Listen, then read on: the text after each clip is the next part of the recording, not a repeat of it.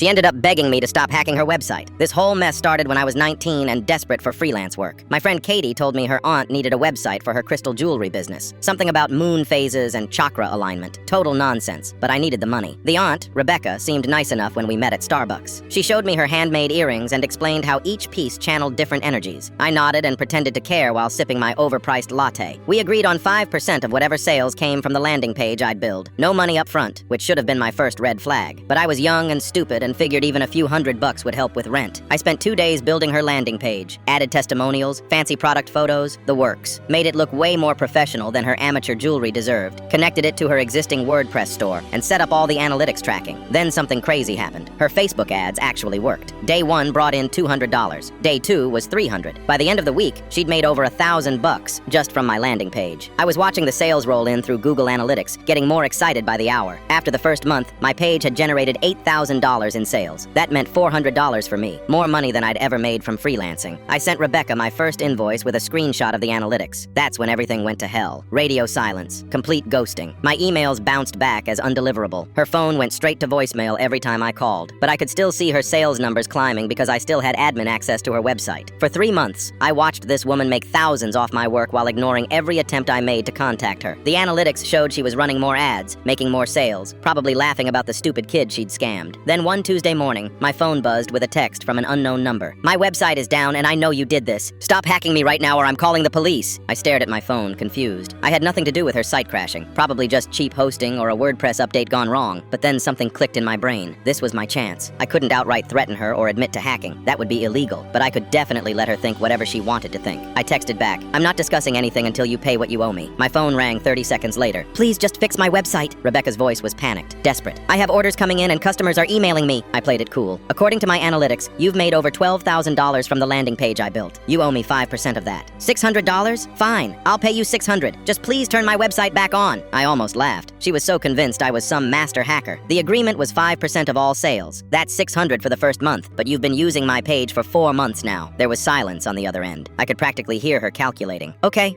how much total?" I pulled up the analytics in real time. 14,000 in total sales. You owe me $700. "Fine, I'll transfer it right now. Just please fix this." I gave her my PayPal info and hung up. 20 minutes later, my phone pinged with a payment notification. $700, just like that. She immediately called back. "I paid you! Now fix my website!" This was the moment I'd been waiting for. The perfect ending to this whole mess. "Rebecca," I said calmly, "I never touched your website. You should probably call your hosting company." The line went dead. She never contacted me again. Her website was probably back up within a few hours once she actually called tech support. Meanwhile, I finally got paid for work I'd done months earlier, all because she assumed I was way more technically skilled than I actually was.